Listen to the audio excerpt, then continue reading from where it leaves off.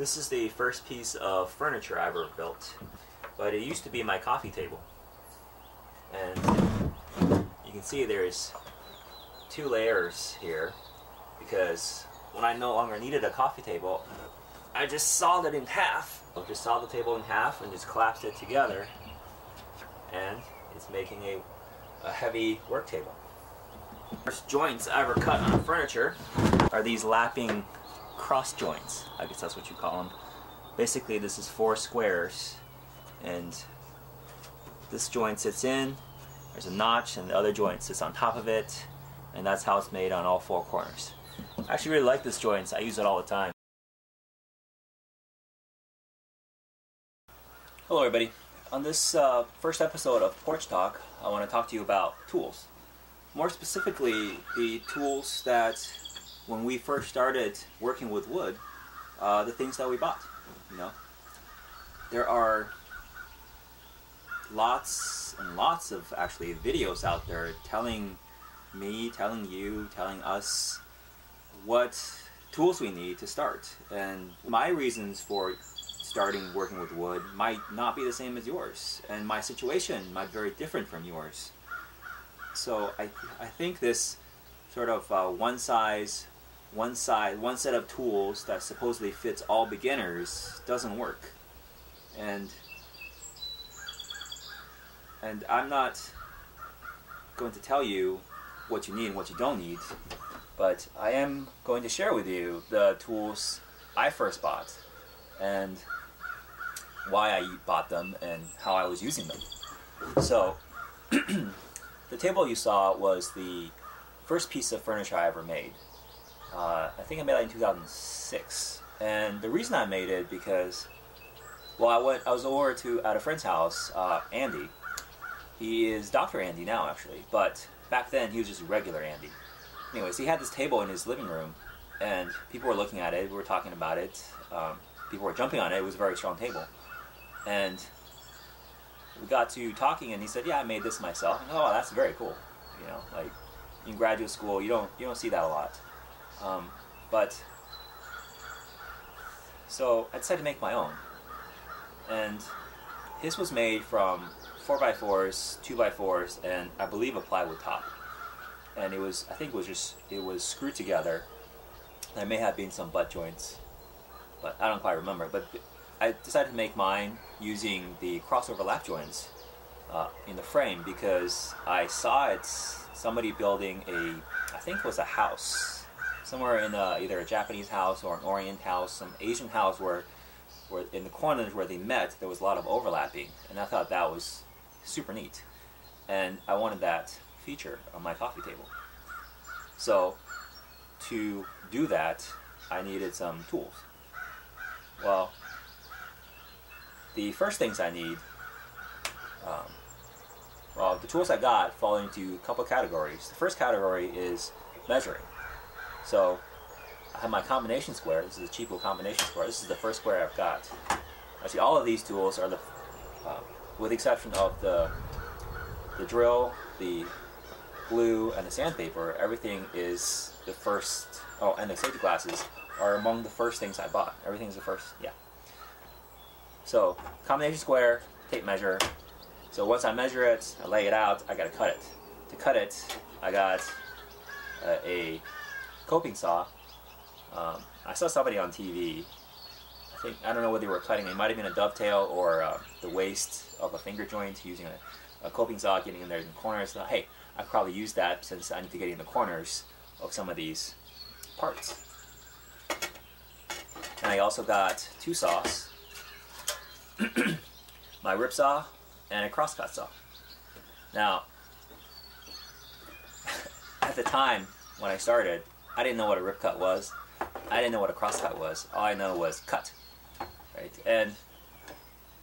But it so happens I bought a rip cut and a crosscut saw because most saws that have this square shape and with a backing on it are going to be crosscut saws. Sorry, rip cut saws, because their teeth look like little chisels. And most saws that are triangular and arm-backed are likely to be a crosscut saw because their teeth look like little knives. So I guess it was lucky because I just got two different saws that were there, and they were very cheap, and they happened to be one happens to be a rip cut, one happens to be a cross cut, and I don't think I ever used it correctly when I started out using it. So I didn't know what a rip cut or a cross cut was. So once I cut it, I need to shape it. I got these chisels because I used to watch a lot of New Yankee Workshop with Norm Abram, and he would use chisels to clean out the mortise joints that he cuts. He'd first drill it, and then he would cut it out to make it nice and square. So I thought the joints I'm making are very similar to a mortise joint, in that there's going to be some sort of fitting, and chisels will probably work quite well. So I got some chisels. I lost the 1/4-inch chisel that goes with it, but I find the 1/4-inch chisel to be very useful. So if you're going to buy a set, I would suggest find one that has a 1/4-inch in it, and these are very cheap as well. But they still work. The other thing I got was this 4-sided file. It's got half of it is round, half of it is flat, and on each of the flat and round side there is a rough side and a smoother side. I thought, hey, this could probably be pretty good at shaping things. Oh, and to drive the chisels, I got my mallet. The only mallet I have, I still use it. And don't forget your safety glasses. And these can be your safety glasses only if you're Norm Abram. But these are much bigger and they do a better job. So, after I've measured it, I've cut it, I've shaped it, now I gotta finish it. So sandpaper, glue, and clamps. This is all I had to make that table. Oh, and the drill. I used the cordless drill, not this one. The one I had died. And then a little bit later, I got this table.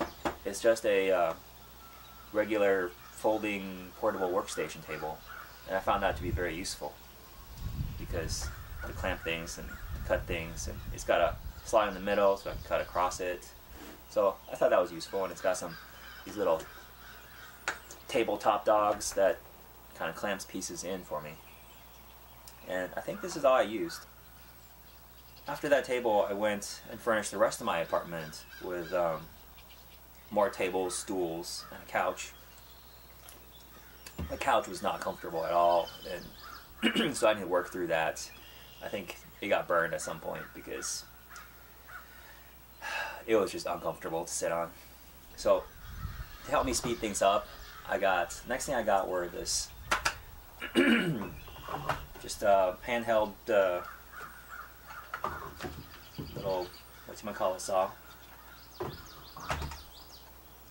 And I got tired of sanding, so I went and got a orbital sander. I don't know about you guys, but I really dislike sanding. And for all the way up to 2011, this is all the tools I use. These are all the tools I used to make everything I did for those first 5 years. Since around 2011, I started getting more power tools. I got my drill press, my router, my compound sawing miter saw, and my portable table saw. They were all, I think I got one like each year following 2011, all the way up to 2014. As beginners, this is all I used for a long time, and I thought it was very cool. I like to use power tools to rough shape things, but for the finer details that I want, I don't know how to use power tools to get them. I don't know if it is possible, or I'm just not skilled enough with a power tool. But the finer details I want, I do it all with hand tools. If I could go back and change one thing, would be go tell myself to spend a little more money on a square. I measured this a while ago, and it's out of square. I didn't know it was out of square. So it's possible for the longest time, everything I made using the square was slightly out of square. So maybe the joints didn't fit perfectly the first time was because it wasn't square, or the shoulder cut didn't fit perfectly flush because it wasn't square. I don't know. It's something annoying to find out. So I would recommend spending a little bit more money on a good square, and then check your square as well. somewhere around $30 or $40, I think it gets you a very decent square. This was under 10. My Starrett square that I use these days, actually it came in a box that had checked by Michael R. All my Starrett squares are checked by Michael R. I don't know if it's coincidence or Michael R. just happens to be their guy to check all Starrett squares. I don't know, who checks your Starrett squares? Was it Michael R.? So, well, I hope you guys found this useful as far as first tools are concerned.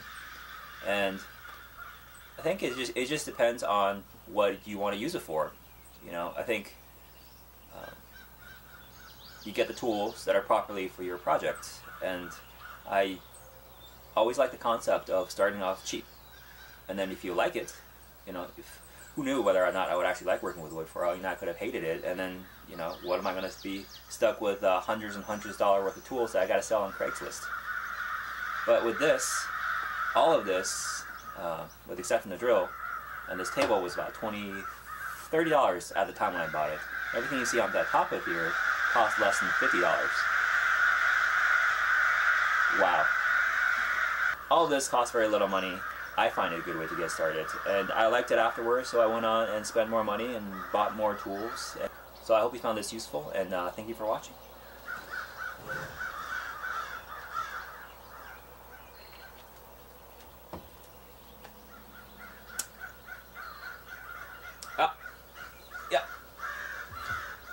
For those of you who guess that this thing is my plans for a spring lathe, you would be correct.